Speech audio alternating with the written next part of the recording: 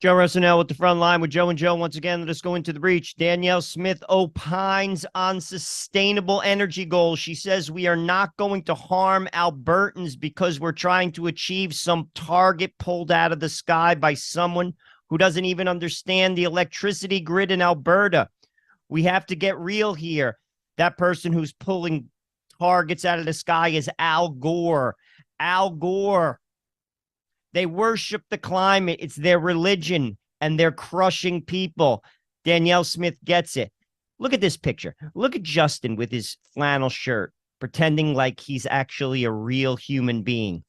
These people are ideologues. They don't care about you. They care about a strategy which has been put forth by the globalists. And ultimately, when that date comes, the world is not going to stop turning.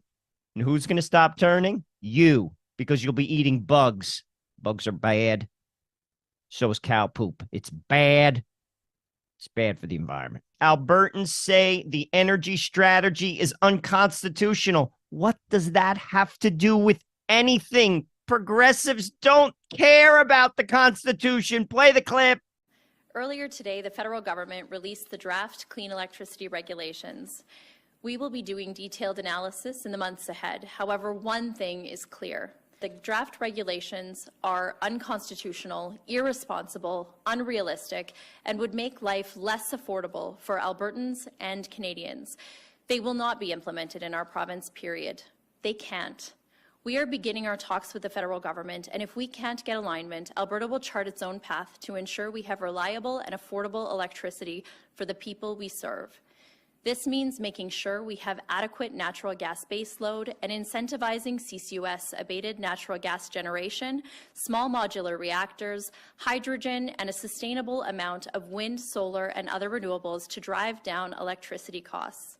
We need to be realistic. The world is going to need a lot more electricity. Estimates indicate the power demand could double between now and 2050, and Canada's generation capacity will need to be up to 3 times larger than it is right now.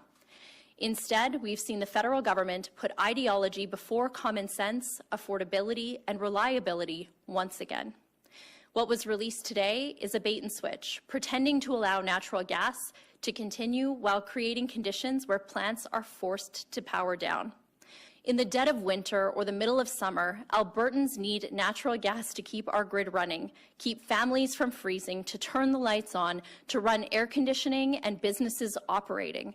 Can you imagine being a parent of young children, having to ration power and not being able to turn on your light switches in the middle of the night in the middle of winter? We can achieve our environmental goals in a much more realistic way that doesn't jeopardize jobs, our economy, or put Albertans at risk.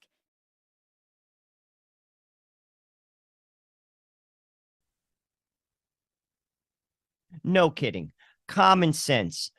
But ultimately, common sense has nothing to do with it. You are in the way. Period. End of story. Who cares if the grid is ready? Who cares if you can't travel? Who cares if you can't heat your house? We'll throw you a crumb. We'll put you on the universal income. You'll be on the plantation. Poor people are easily controlled.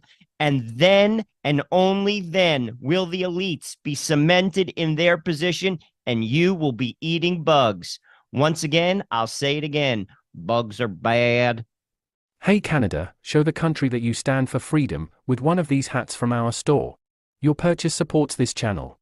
Check out the link in the description and order yours now.